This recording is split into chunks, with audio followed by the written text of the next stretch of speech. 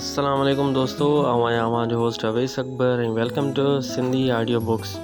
दोस्तों, हिन चैनल जे ज़रिए असां तव्हांखे इंग्लिश जे बारे में ॿुधाईंदासीं, सिंधी किताब पढ़ी ॿुधाईंदासीं जंहिंमें सिंधी दास्तान, लिटरेचर ऐं काफ़ी सारियूं सिंधी अदब सां ताल्लुक़ु रखंदड़ किताब हूंदा। ऐं अॼु जेको असांजो किताबु आहे उहो आहे 100 इंग्लिश इडियम्स। असां पढ़ंदासीं इडियम्स छा आहे।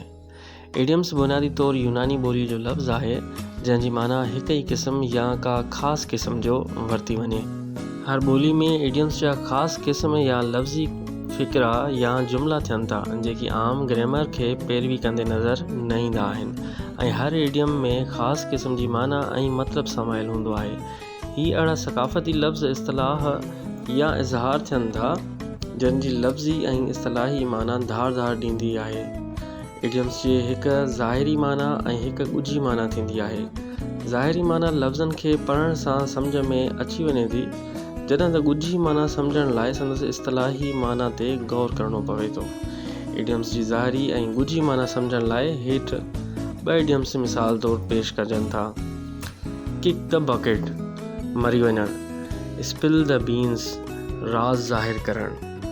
अंग्रेज़ीअ जी मथियनि इस्तलाहुनि ते गौर कंदासीं त मालूम थींदो त ॿिन्ही लफ़्ज़ी माना ऐं इस्तलाही माना में फ़र्क़ु आहे।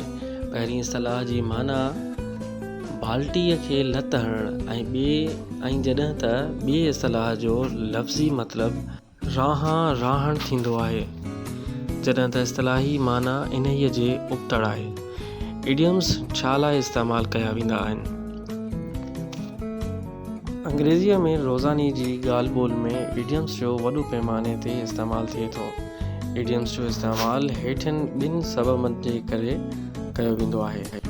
रोज़मर्रा जी ॻाल्हि ॿोल में ॿोलीअ खे रंग बरंगी बणाइणु, कंहिं मुंझियल ॻाल्हि खे मुख़्तसिर अंदाज़ में बयानु करणु। इडियम्स सिखण जा फ़ाइदा कहिड़ा आहिनि। इडियम्स खे अंग्रेज़ी ॻाल्हि ॿोल या लिखत में मुनासिब हद ताईं इस्तेमालु करे असीं पंहिंजी अंग्रेज़ीअ में नेटिव लाइक जस पैदा करे सघूं था। हिन सां गॾोगॾु असां बैनुल अक़वामी सक़ाफ़ती क़दरनि खां पिणु वाक़ुफ़ु थी सघूं था। बाइट द बुलेट हौसलो करणु, कंहिं ॾुखी या अणवणंदड़ सूरत हाल खे मुंहुं ॾियणु। कहाणी ही इस्तलाह अमीर कुन घरू वेड़ जी यादगार आहे। जीअं त उन वक़्त ताईं मरीज़ खे बेहोश करण लाइ इंजेक्शन या दवाऊं वजूद में न आयूं हुयूं, जंहिं सबबु जंग में ज़ख़्मी थींदड़ फ़ौजी जी सर्जरी करण लाइ डॉक्टर फ़ौजी जे वात में ख़ाली गोली बुलेट रखंदो हो ऐं खेसि हिदायत कंदो हो त घणी तकलीफ़ जी सूरत में वात में रखियल गोली खे चॿाईंदो रहे। असल में गोलीअ खे चॿाइण वारे अमल जो ताल्लुक़ु सूर या तकलीफ़ जे घटिजण सां न हो, पर हिन जो मक़सदु मरीज़ जो ध्यानु हटाइणु हुयो, जंहिं सां डॉक्टर खे ऑपरेशन करण में आसानी थिए ऐं भरिसां वेठल मरीज़ ख़ौफ़ज़दा न थियनि। हीअ कहाणी पढ़ण खां पोइ ज़हन में हिकु सुवालु उभिरे थो त आख़िर हिन मक़सद लाइ गोलीअ जो इस्तेमालु छो कयो वेंदो आहे। उन जो जवाबु हीअ आहे त जंग दौरान गोली आसानीअ सां दस्तयाबु हूंदी आहे। असां वटि ॿियो इडियम आहे रेनिंग कैट्स एंड डॉग्स। ज़बरदस्त बारिश थियणु, ज़ोरदार मींहुं पवणु। कहाणी आहे अॻिते दौर में इंग्लैंड में अक्सर घरनि जे चौधारी पाणीअ जे नेकर लाइ वॾियूं नालियूं ठहियल हूंदियूं हुयूं। घरनि जी छितियूं नंढियूं हूंदियूं हुयूं जिन ते कुता ऐं ॿिलियूं आसानीअ सां चढ़ी वेंदा हुआ। जॾहिं मींहुं वसंदो हो त छितियुनि ते वेठल कुता ऐं ॿिलियूं मींहं खां बचण लाइ हेठि लहण जी कोशिशि कंदा हुआ त अक्सर उन्हीअ करे नालियुनि में किरी पवंदा हुआ।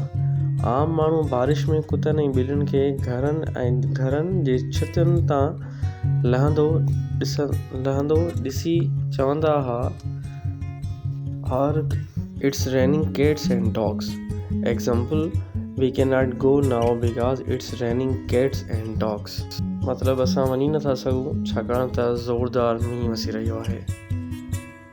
असां वटि ॿियो इडियम आहे have an axe to grind. ज़ाती मफ़ाद या गर्ज़ हुजणु। कहाणी आहे चवनि था इंग्लैंड में हिकु वाढो रहंदो हो जेको ॾाढो कावड़ियल हूंदो हो ऐं थोरी थोरी ॻाल्हि ते पंहिंजी कुहाड़ीअ सां माण्हू मारे विझंदो हो। जॾहिं बि खेसि कावड़ ईंदी हुई त चवंदो हो, वेल heck, why should I stand around here and talk to such a fool when I have got an axe to grind? इहो मतिलबु आहे त आउं हिते छो पियो घुमां फिरां ऐं बेवकूफ़नि सां पियो ॻाल्हायां जॾहिं त मूं वटि कुहाड़ी आहे मारण लाइ। अॻिते हली जदीद अंग्रेज़ीअ में ही हिकु ख़ूबसूरत इस्तिलाह तौरु इस्तेमालु थियणु लॻो। जदीद अंग्रेज़ीअ में ज़ाती मफ़ाद या गर्ज़ जी माना में ही इस्तिलाह कुतु बांदो वञे थो। Example, the best reporting is done by people who don't have an axe to grind. सुठी रिपोर्टिंग उन्हनि माण्हुनि कई आहे जिन्हनि जा ज़ाती मफ़ाद न आहिनि। वॾियूं महिरबानियूं दोस्तो, इंशाल्लाह वरी तव्हांखे सिंधी लिटरेचर जे बारे में ॿियूं ईअं ऑडियो बुक्स पढ़ी ॿुधाइबियूं। अगरि वीडियो पसंदि अचे त सब्सक्राइब ऐं शेयर ज़रूरु कंदा त जीअं इहो इल्मु ॿियनि ताईं पहुची सघे। वॾियूं महिरबानियूं। अस्सलाम।